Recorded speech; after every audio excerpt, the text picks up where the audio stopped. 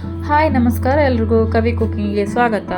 ನಾವಿವತ್ತು ನೆಲ್ಲಿಕಾಯಿಯಿಂದ ನೆಲ್ಲಿ ಚಟ ಅಥವಾ ನೆಲ್ಲಿ ಹಿಂಡಿ ಹೇಗೆ ಮಾಡೋದು ಅಂತ ನೋಡೋಣ.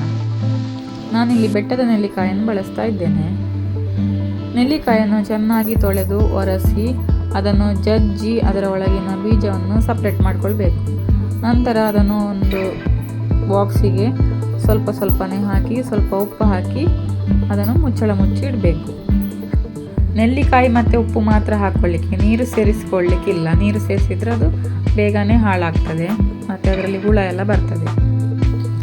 1 ತಿಂಗಳ ನಂತರ ನೆಲ್ಲಿಕಾಯಿ ಹೀಗೆ ಆಗಿದೆ ನೋಡಿ. ಇದನ್ನು ನಾವು ಹುಳಿ ಮಜ್ಜಿಗೆ ಹಾಕಿ ರುಬ್ಕೊಳ್ಬೇಕು.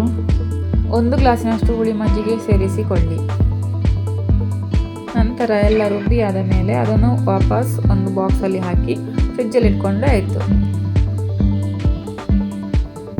ಇದನ್ನು ಹಾಗೆ ಸ್ಟಾಕ್ ಮಾಡಿ ಇಡಬೇಕು. ನಂತರ ಇದು ನಿಮಗೆ ಬೇಕಾದಾಗ ತೆಗೆದು ತಂಬುಳಿ ಎಲ್ಲ ಮಾಡಿಕೊಂಡ್ರೆ ಆಯಿತು. ನಾನು ನೆಕ್ಸ್ಟ್ ವಿಡಿಯೋಲಿ ನಿಮಗೆ ತಂಬುಳಿ ಹೇಗೆ ಮಾಡೋದು ಅಂತ ತೋರಿಸಿಕೊಡ್ತೇನೆ. ಈ ವಿಡಿಯೋ ನಿಮಗೆ ಇಷ್ಟ ಆದರೆ ಪ್ಲೀಸ್ ಲೈಕ್ ಮಾಡಿ, ಶೇರ್ ಮಾಡಿ, ಕಮೆಂಟ್ ಮಾಡಿ ಮತ್ತು ನನ್ನ ಚಾನಲ್ನ ಸಬ್ಸ್ಕ್ರೈಬ್ ಮಾಡಿ. Thank you.